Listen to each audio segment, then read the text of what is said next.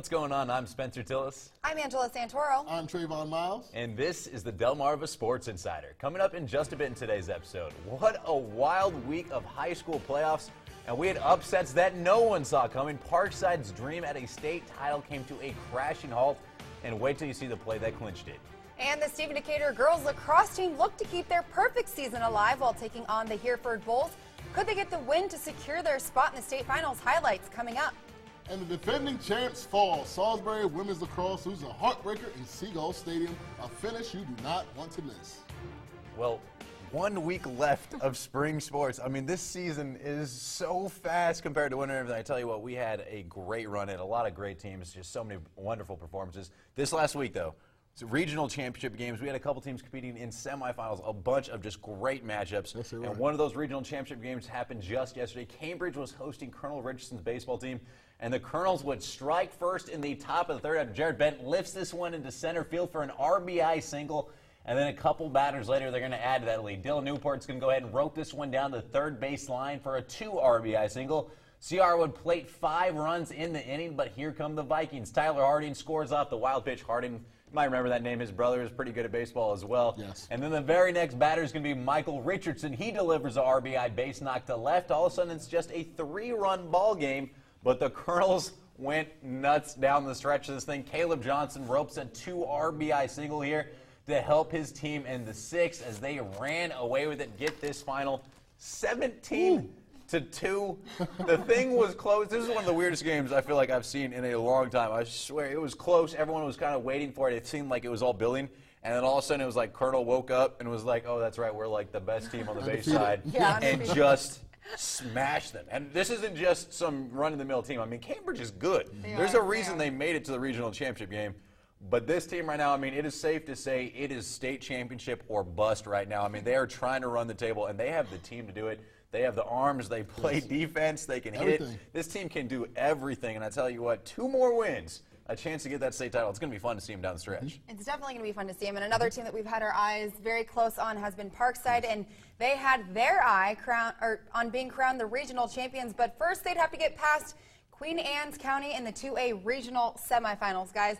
Now, the Lions would get lucky here. A wild pitch would allow Dylan Thomas to score. And guess what? We'd have another one. This time, it allows Zach Beater to come in. And guess what? We have got another. And this one is going to bring in Camden Lancaster. And yes, guys, it's hard to kind of watch this one. And guess what? The throw to first is actually going to be off the mark, and that'll bring in Chase Porter. The Lions take a 5-0 lead after 3, but the Rams couldn't leave the game on that note. Dalton Swanger ropes this one to left for an RBI double to make it 5-1. We're going to jump to the bottom of the 6th now. Parkside brings 3 home, 2 of which came from this RBI single. Connor Shockley coming up big and helps his team make it a 1-run ball game. The madness continues in the 7th, 2 outs. The tying runs at 3rd. LeBron Hilliard hits one to short, and he would be called out at first to end it. A very close call, but you guys, that is just the way that baseball goes sometimes. Queen Anne's wins this one 5-4 the final, and you guys, this is the type of game that you're just going to keep replaying over and over in your head. Congratulations to Queen Anne's, but honestly, you guys, I think we all agree that Parkside is definitely the better team in this one. I had them going all the way, but all I can think about is that injury that came to Brady Shreves earlier this year and how that kind of just threw off the whole pitching rotation. They almost made the comeback in this game, but you cannot fall 5 runs to simple, fixable mistakes, and that was just not the Parkside that we were all used to watching all season long. Absolutely not. They were stellar all throughout the season. You know, you kind of felt in the playoffs they would kind of roll on, but they met a good Queen Anne's team without Hunter Parsons on the mound. And that's kind of what happens. That's tough to lose a game with your best arm not out there. I mean, I get it. He's trying to set it up for the championship, but that is a tough way to go out. It is, guys. Well, one good upset definitely deserves another. Bennett Baseball came in. Get this, you guys. 0-2 versus Stephen Decatur this year. Everybody had their minds on 0-3, except those Clippers. Bottom of the 1st, Decatur getting on the board. Brandon McKenzie with the 2-run single gives the Seahawks an early lead. Clippers fighting back, though. A wild pitch here will be coming by my man, Sean Colgan. The big man, Michael Jean Charles, hustling home. He would beat the tag out for Bennett's first run of the game, and the Clippers, they would not stop there. They're still coming. Caleb Taylor, 2 RBI single. Brock Kragler and Joey Geary would score, and then Cade Rousseau a single to plate Jean Charles and take the lead in the 4th. Bennett bringing in JV star Connor Banks to shut it down, and he shuts it down. Clippers pull off the upset by a score of 5-3, guys. First of all, what a great season by Steve Decatur. Bayside South champions, just overall a great year down in Berlin. But how about Bennett? Just this week, walk off against Northern, and then to pull the upset here against this team that beat you 12-1 in the season, and then Decatur also beat them 9-3 in the season. Some very timely hitting, some pitching at good times. And how about this kid, Connor Banks, comes in and fans 5 out of 6 batters to secure the victory, coming off of JV and coming up on varsity and getting those bats at Decatur out. See, after that last strikeout, how much swag did that sophomore? I mean, he came out ready to go, man. He was practicing that celebration. I like that, a little confidence. Well, we had a few other softball teams competing in regional championship games yesterday as well, including the Easton Warriors, who were squaring off against Hartford Tech. And the Warriors with a couple runners on when Tori Weems lines this one, but she gets called out at first right there with a little bobble. A questionable call goes against the home team, but Savannah Miles, well, she was the real story in this thing. She pitched a no-hitter with 12 strikeouts, and she also delivered a little pop at the plate when they needed it. Gets the base knock here in a minute.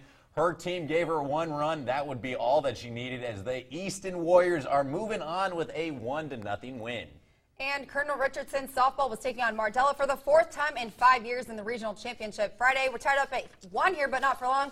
Gabby Galante popped that one up. It would drop, and that would allow Cameron Plug to score for the 2-1 lead. Warriors now trying to fight back. Sam Pope lays down the bunt and is safe at first. Mardella now with runners on 2nd and 3rd. But guess what? Colonel's defense steps up. Plug makes a play at first. And you guys, the last chance for Mardella right here, and this one is going to be sent deep to right.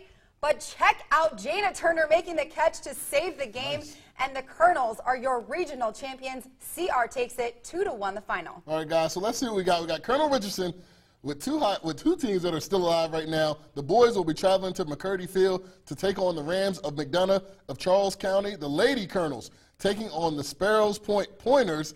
And the Warriors softball team is taking on Lansdowne. All these games are on Tuesday. Each first pitch is set for 4 p.m. We'll be there, so you guys should be there. That's right. Look for those highlights. I mean, that is going to be an exciting run for all these teams. Well, it's time to take our first quick commercial break, but coming up next, it's time to trade in the bats for some sticks. The state lacrosse tournament is heating up as well. Kent Island looking to return to the title game for the 2nd straight year. Keep it right here. Hi, I'm Julius White, Washington High starting pitcher, and you're watching Delmarva Sports Insider.